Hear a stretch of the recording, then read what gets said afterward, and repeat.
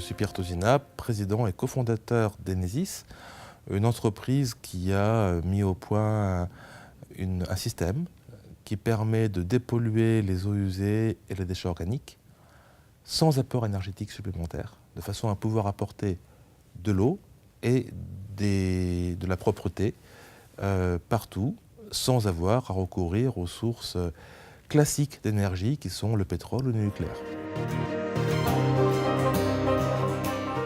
On prend des eaux usées. Dans ces eaux usées là que vous voyez, il y a essentiellement de l'eau, mais il y a aussi beaucoup d'engrais en suspension. Eh bien, ces micro-algues, qui sont des tout petits êtres qui mesurent 4 microns de diamètre, sous l'effet de la lumière, vont aller, à partir du moment où elles ont du CO2, du dioxyde de carbone, vont aller se nourrir des éléments qu'il y a en suspension dans l'eau. Et très rapidement, de 24 à 48 heures, elles auront transformé ce liquide très noir en ce liquide très vert. On les retire, les algues. On les retire et après on a de l'eau propre.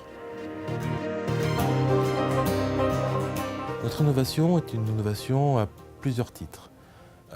Technologique, puisqu'elle intègre la photosynthèse, elle intègre une particularité qu'ont certaines plantes, en l'occurrence des microalgues, de pouvoir capturer du dioxyde de carbone, le CO2, et de pouvoir, avec ce CO2, sous l'effet de la lumière, absorber des éléments nutritifs présents dans les eaux usées. Avec ces déchets, nous faisons de l'eau, parce que c'est l'objectif, mais également une biomasse algale, une biomasse valorisable, une biomasse utile qu'on va savoir valoriser localement en fonction des besoins locaux, soit en énergie, soit en engrais, soit en complément nutritionnel. Par exemple, pour la pisciculture, les algues sont d'excellents aliments en pisciculture. Elles peuvent également nourrir du bétail, elles peuvent également être des engrais. Elles permettent de pouvoir complémenter les engrais naturels dans le sol. Et tout cela, j'insiste bien, en boucle courte. C'est-à-dire que nous ne faisons jamais appel à une ressource extérieure. On ne fait jamais appel à un camion qui viendrait d'une ville voisine. On ne prend que ce qui est sur place.